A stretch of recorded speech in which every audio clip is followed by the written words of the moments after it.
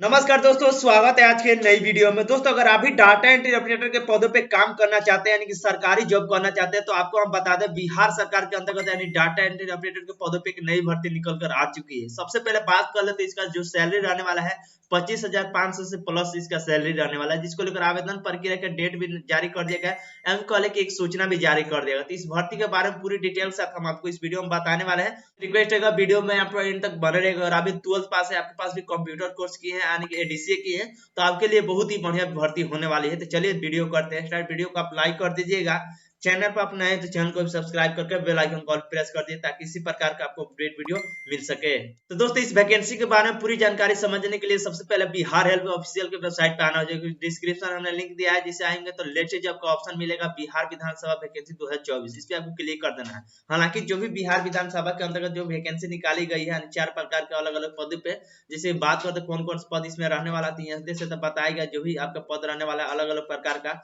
Security guard का, data entry operator का, driver का, कार्यालय परिचारी का, तो हमने ऑलरेडी वीडियो बना दिया। लेकिन इस वीडियो में हम आपको केवल डाटा एंट्री ऑपरेटर के पदों पे जो भी कंडीशन रखा गया है, किस तरीके से आवेदन करना, क्या क्या योग्यता मांगा गया, कब से आवेदन प्रक्रिया होगा, उसके बारे में हम पूर्ण तरीके से बताएंगे। तो यहाँ पे आपको स्क्रॉल डाउन कर देना है। स्क्रॉल डाउन जैसे करेंगे नीचे कर आपको यहाँ से इंपोर्टेड लिंक भी दिया गया है, जहाँ पे आप ऑफिशियल नोटिफिकेशन भी डाउनलोड कर पाएंगे इस जो भी चारों वैकेंसी आया है उसके रिगार्डिंग। तो यहाँ पे देख सकते हो ऑफिशियल जो नोटिफिकेशन डाउनलोड करने की यहाँ मिलेगा, डाटा एंट्री ऑपरेटर का लिंक ऑप्शन दिख रहा है, तो इस पे आपको क्लिक कर देना है। तो इस तरीके से आपको डिस्प्ले पर सूचना इसका जो भी ऑफिशियल सूचना जारी कर दिया गया है।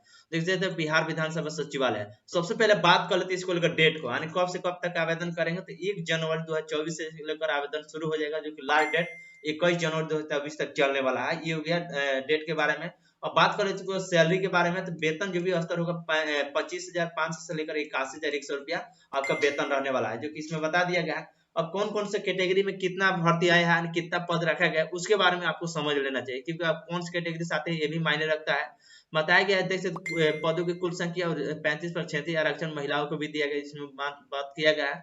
जिसमें अनुरक्षित कैटेगरी से आते हैं तो 11 पद रखा गया। आर्थिक रूप से कमजोर वर्ग से आते हैं 4 दिए गए। अनुसूचित जाति के लिए 8, अनुसूचित जनजाति के लिए 1, अत्यंत पिछड़ा वर्ग के लिए 9। टोटल पद जो देखा गया 40 देखा गया, ठीक है ना। 40 पदों के लिए वैकेंसी आई है।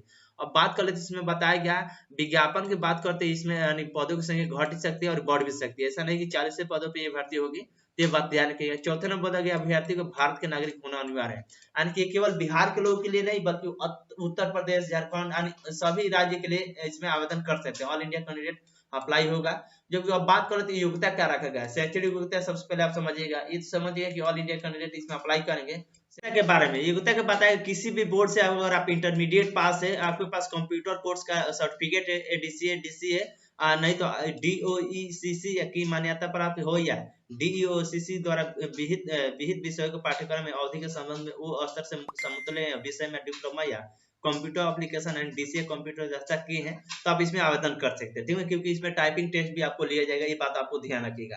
ये आपने समझ लिया योग्यता के बारे में। अगर आपको आरक्षण लेना है तो आरक्षण उन्हीं को मिलेगा केवल बिहार के लोगों के लिए। अगर आप अदर राज्य से आते हैं तो आपको आरक्षण का लाभ नहीं दिया जाएगा। अगर आप बिहार से आरक्षण का लाभ लेना चाहते हैं तो उस समय आपको जाति, निवास, आय, ये सारी चीज आपको देखना पड़ेगा। तो ये हम आपको शॉर्टकट तरीके से बता रहे हैं, जो कि देख सकते हैं जाति प्रमाण पत्र आपको देना पड़ेगा, अस्थायी निवास प्रमाण पत्र, ये सही देख सकते हैं बताया गया।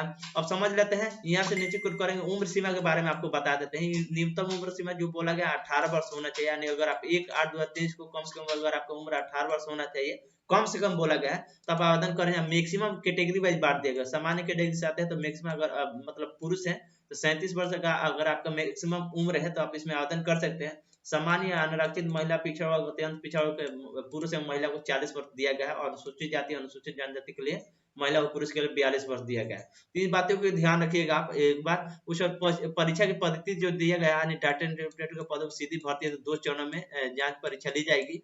पहला जो होगा प्रारंभिक यानी ओएमआर सीट के माध्यम से आपको बहुविकल्पीय वस्तुनिष्ठ प्रश्न के आधार पर ले जाएगी।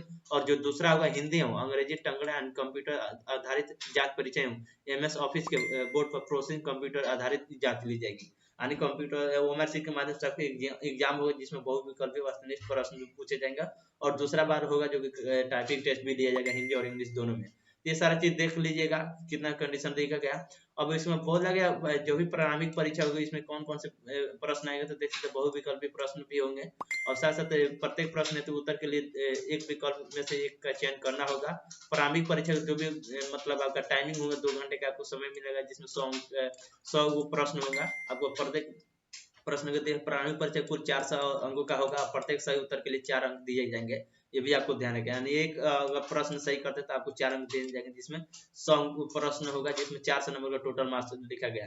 तो आपको ये सारी चीज बातों का ध्यान रखना है। सामान्य अध्ययन से भी आपको कुछ प्रश्न पूछे जाएंगे, जिसमें बताया गया समसामयिक विषय में महत्वपूर्ण राष्ट्रीय अंतर्राष्ट्रीय सीमा, यानी सारे आपका सब्जेक्ट होगा। जो कि विषय पे हमने ऑलरेडी एक वीडियो बनाया है, डिस्क्रिप्शन में लिंक दिया है, अगर देख लीजिएगा, अगर नहीं देखे तो उसमें सारा तरीका हम बता रहे हैं कौन कौन से विषय से पूछे जाएंगे।